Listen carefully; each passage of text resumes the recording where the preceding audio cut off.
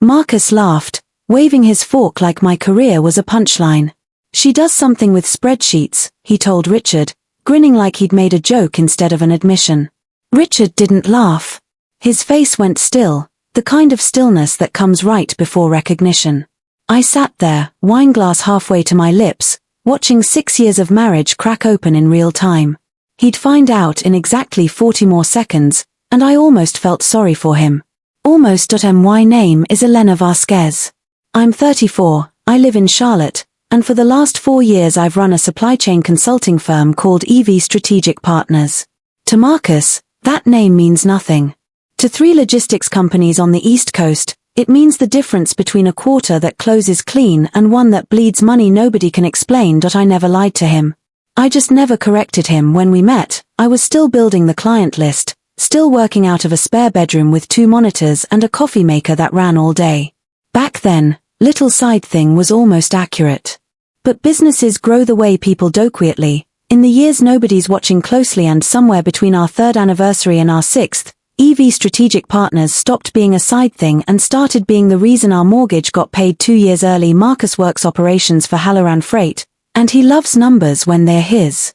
At parties, he'll tell anyone who'll listen that he pulls $95,000 a year, delivered with the specific pride of a man who thinks that number should impress someone. Last year, I cleared 340. He doesn't know that. He thinks I'm still figuring things out, and I let him think it, because correcting him always felt like handing him a wound he hadn't earned yet. What he did mention, over dinner a few weeks back, almost in passing, was that his company was going through what he called a confidential restructuring, and that they'd brought in an outside consultant to look at the numbers. Some woman, he said, shrugging. Nobody's actually met her yet. I remember smiling into my glass and saying nothing at all. The retirement dinner was Richard's send-off after 31 years at Halloran Freight, and Marcus had spent the whole appetizer course performing for him louder than usual, the way he gets when there's an audience worth impressing. Somewhere between the salad and the entree, the conversation drifted to spouses, to what everyone did for work, and Marcus waved his hand toward me like he was gesturing at furniture. Elena dabbles in consulting, he said. Mostly PowerPoints. Keeps her busy. The table gave a polite little laugh, the kind people give when they're not really listening. But Richard didn't laugh. He set his glass down slowly, deliberately, the ice cubes clicking against the crystal, and looked at me for a long moment before he looked at Marcus. Marcus, he said, I need to speak with your wife. Alone. The table went quiet in that particular way rooms go quiet when something real has just walked in wearing a normal voice. Marcus, reading none of it, laughed and said, about what? Dryer sheets. The table laughed with him. Richard did not. I didn't say anything. I didn't need to. I picked up my napkin, folded it in half, then in half again, pressing the crease flat with more precision than a napkin has ever required, and I let the silence sit there until it stopped being comfortable for anyone but me. Marcus glanced at me sideways. That quick check-in look he gives when he thinks he might have missed something small. He hadn't missed something small. He thought I was embarrassed.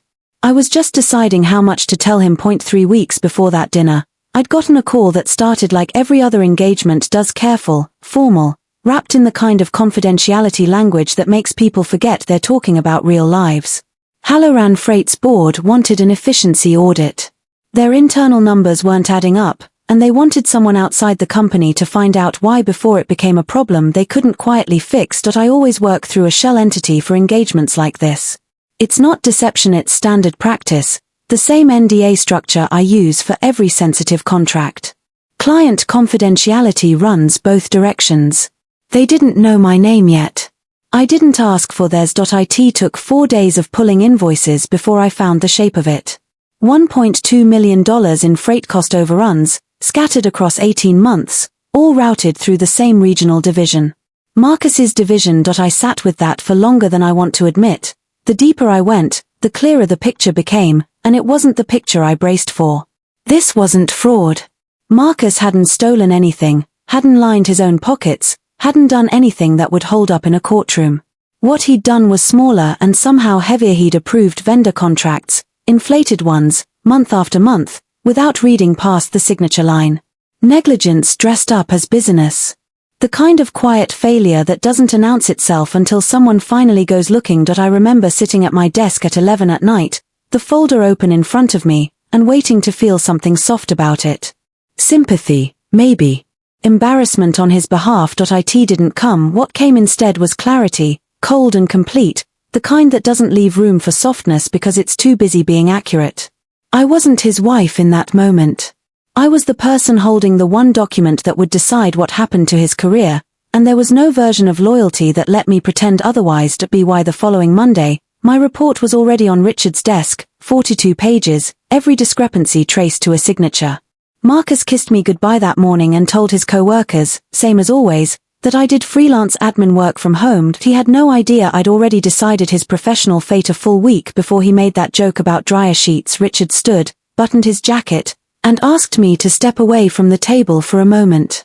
I rose without hurry, smoothing my dress, aware of Marcus watching us with the mild curiosity of a man who still thought this was about something small. We stopped near the bar, out of easy earshot, though not so far that the table couldn't see.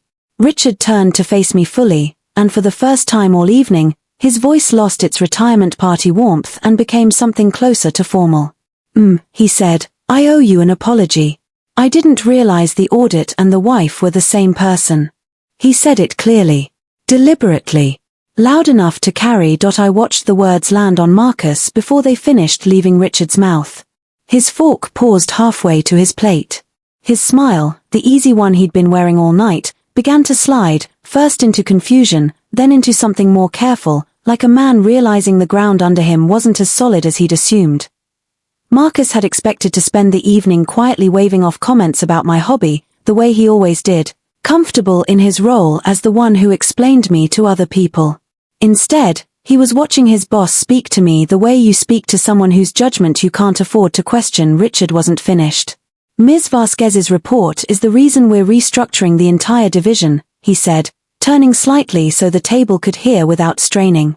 Her recommendations determined which managers keep their positions moving forward.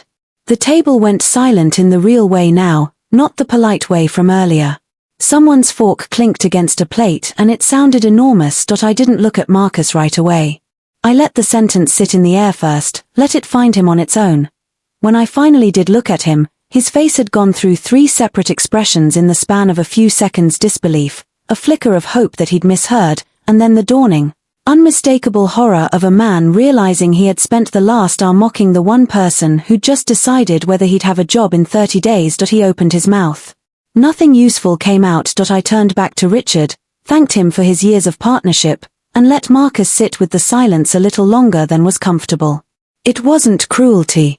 It was simply the first honest moment we'd had in months. The following week, Marcus was placed on a formal performance improvement plan. 90 days to demonstrate he could read a contract before signing it, to prove the negligence was correctable and not fundamental. I hadn't pushed for that outcome. I hadn't needed to. My report had been finished, filed, and final a full week before I knew his name would be attached to the consequences. The audit didn't bend because I loved him. It couldn't. That was never how the work worked, and I wasn't about to start rewriting numbers to spare a man who hadn't bothered reading them the first time. He asked me, quietly, a few days later, if I could have warned him.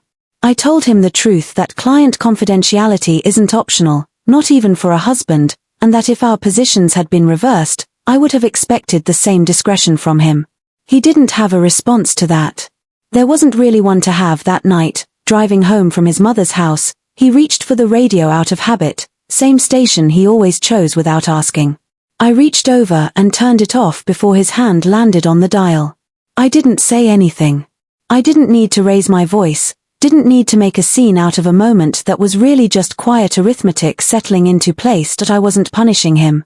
I was simply done shrinking to fit the version of me he'd found convenient. People love to call it a joke when it's really contempt wearing a softer name. Marcus never meant to diminish me out loud, not real. I just never thought to check whether the version of me he'd built in his head matched the one actually sitting across the table. That's the quiet danger of being underestimated by someone who loves you. It doesn't feel like an attack. It feels like a habit, one you let slide because correcting it seems smaller than living with it. I want to ask you something. Have you ever let someone underestimate you because it was simply easier than correcting them, over and over, until the silence became its own kind of exhausting? And if you were me, would you have told him sooner, or would you have let the room do it for you, the way I did? I don't regret how it unfolded. Richard's respect was never really the point. My own refusal to keep shrinking was. I didn't marry him for his ambition. I just never realized he'd need me to have none.